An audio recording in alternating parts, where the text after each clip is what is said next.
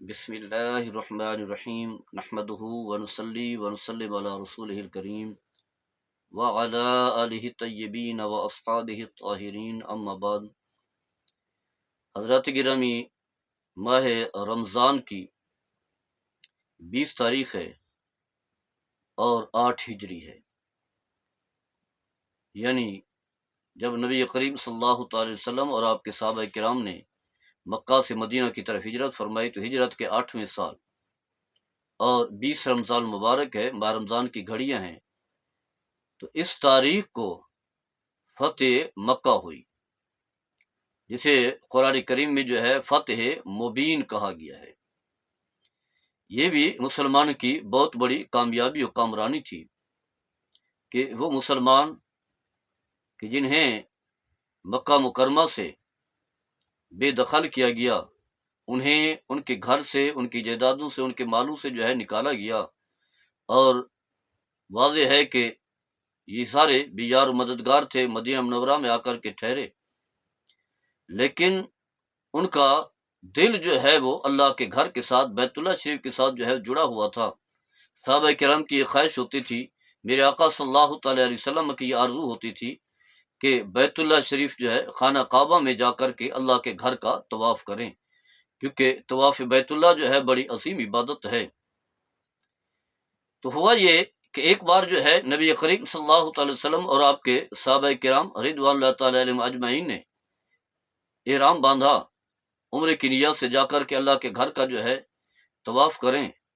عمرہ کر کے آئیں۔ تو راستے میں جو ہے حدیبیہ کے مقام پر جو ہے کفار نے جو انہیں روک دیا، رکاوٹ بن گئے، اور عمرہ کرنے سے جو ہے انہوں نے منع کر دیا، سختی سے منع کر دیا۔ پھر یہ ہوا کہ دونوں کے درمیان معاہدہ ہوا، صلح ہوئی، اور یہ صلح جو ہے، معاہدہ جو ہے، کفار کی طرف سے بڑی سخت جو ہے وہ شرائط تھی۔ نبی کریم صلی اللہ تعالی علیہ وسلم نے ان کی شرائط کو مان لیا، کیونکہ میرے آقا صلی اللہ تعالی علیہ وسلم اس بات کو جانتے تھے کہ اسلام جو ہے ایک غالب مذہب ہے، شرائط ماننے میں کوئی حرج نہیں ہے۔ یہی کفار ہیں، اپنے معاہدے کو جو ہے وہ توڑیں گے، اور پھر وقت آئے گا کہ ہم جو ہے پوری طاقت کے ساتھ جو ہے ان پر حملہ آور ہوں گے۔ یہی وجہ ہے کہ حضرت عمر بن خطاب رضی اللہ تعالی عنہ نے ان جب شرائط کو دیکھا تو بارگاہ مصطفیٰ صلی اللہ تعالی علیہ وسلم میں حاضر ہوئے، عرض کی یا رسول اللہ صلی اللہ علیہ وسلم، کیا ہم حق پر نہیں ہیں اور یہ باطل پر نہیں ہے؟ تو آپ صلی اللہ تعالی وسلم نے فرمایا یقیناً ہم حق پر ہیں اور یہ باطل پر ہیں۔ تو پھر عرض کی یا رسول اللہ صلی اللہ تعالی وسلم، پھر ہم یہ ذلت کیوں اٹھا رہے ہیں، کمزوری کیوں اٹھا رہے ہیں، ہم ان کی سخت شرائط کیوں مان رہے ہیں؟ تو آپ صلی اللہ تعالی وسلم نے فرمایا کہ اللہ تعالیٰ جو ہے ہماری مدد فرمائے گا، کوئی حرج نہیں ہے۔ پھر یہی چل کر کے حضرت ابو بکر صدیق رضی اللہ تعالیٰ عنہ کے سامنے بھی وہی شکایت کی، تو آپ نے بھی وہی جواب دیا جو نبی کریم صلی اللہ تعالی علیہ وسلم نے جواب دیا تھا۔ اب یہ معاہدہ چل رہا ہے، لیکن ایک وقت آتا ہے کہ پھر یہی کفار مکہ جو ہے اس معاہدے کو توڑ دیتے ہیں، معاہدے کو توڑتے ہیں۔ تو جب کفار جو ہے معاہدے کو توڑتے ہیں تو پھر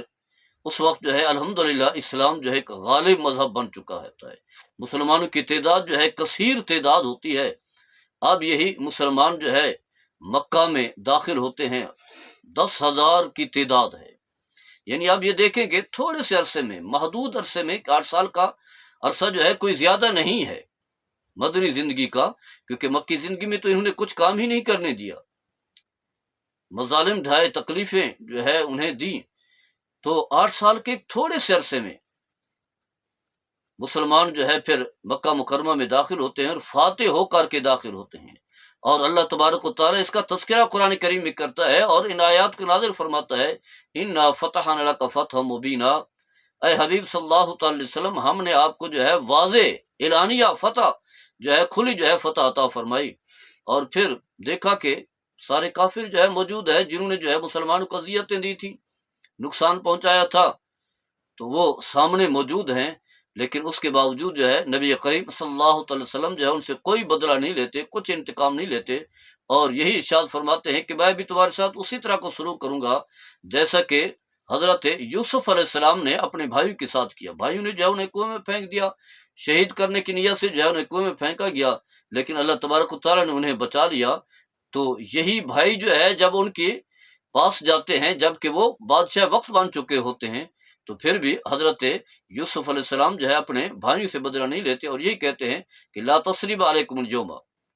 فرمایا کہ تم سے اب کوئی بدلہ نہیں لیا جائے گا۔ یہی نبی کریم صلی اللہ تعالی علیہ وسلم بھی انہیں امن دیتے ہیں اور ان سے کوئی بدلہ نہیں لیتے، اور یہاں تک کہ فرماتے ہیں کہ جو ابو سفیان کے گھر میں داخل ہو جائے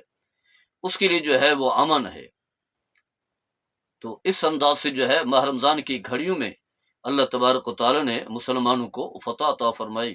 پھر اسلام کا جو ہے بول بالا ہو گیا۔ جب مکہ ہی فتح ہو گیا تو یوں سمجھ لے کہ پوری دنیا کو جو ہے فتح مل گئی۔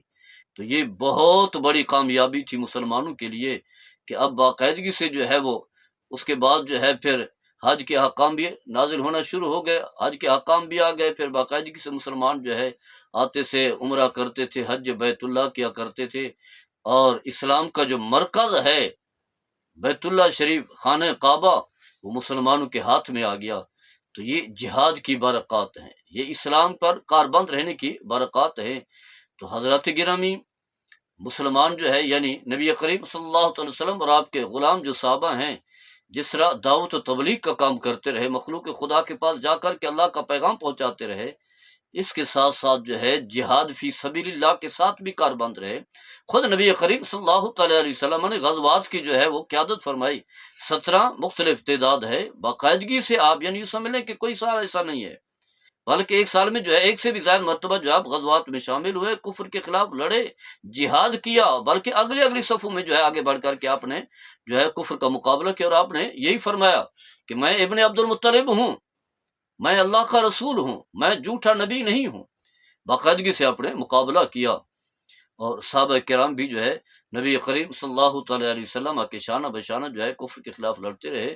جہاد بھی چلتا رہا، دعوت و تبلیغ بھی چلتی رہی، اللہ سے تعلق بھی ہے، راتوں کا قیام بھی ہے، دن کو روزہ بھی ہے، عبادت و ریاضت بھی ہے، تجارت بھی ہے، کاروبار بھی ہے، رزق حلال کی تلاش بھی ہے، کوئی لمحہ جو ہے فراغت میں ضائع نہیں کیا۔ تو یہ ہمارے لیے پیغام ہے کہ اب جہاد کے مواقع تو کم ہیں، اللہ کرے اللہ تعالی ہمیں بھی ایسے مواقع عطا فرما دے، ہمیں ایسی قیادت مل جائے، ایسی لیڈرشپ مل جائے کہ جس کی وجہ سے جو ہے جہاد فی سبیل اللہ، فلسطین کے مسلمان جو ہے اذیت میں ہیں، 31-32 ہزار سے زائد مسلمان شہید ہو چکے ہیں، اور کثیر تعداد تو بچوں کی ہے، خواتین کی ہے، لیکن مسلمان جو ہے وہی جو ہے غفلت کی نیند سو رہے ہیں، بس اپنی ذات کی فکر ہے، اپنے ملک کی فکر ہے۔ اور پھر اسی طرح مقبوضہ کشمیر میں دیکھتے ہیں بہت سارے مقامات ہیں جہاں جہاد کی ضرورت ہے، مسلمان جہاد کریں گے، اچھی قیادت ملے گی تو اسلام کو جو ہے غلبہ ملے گا، مسلمان ایک فاتح بن کر کے دنیا میں رہیں گے، عزت وقار کے ساتھ رہیں گے۔ اللہ تعالی ہم سب کو اس طرح کے واقعات کو بار بار پڑھنے اور جہاد کا جذبہ اللہ تعالی ہمیں عطا فرمائے۔ وما علیہ الا البلاغ۔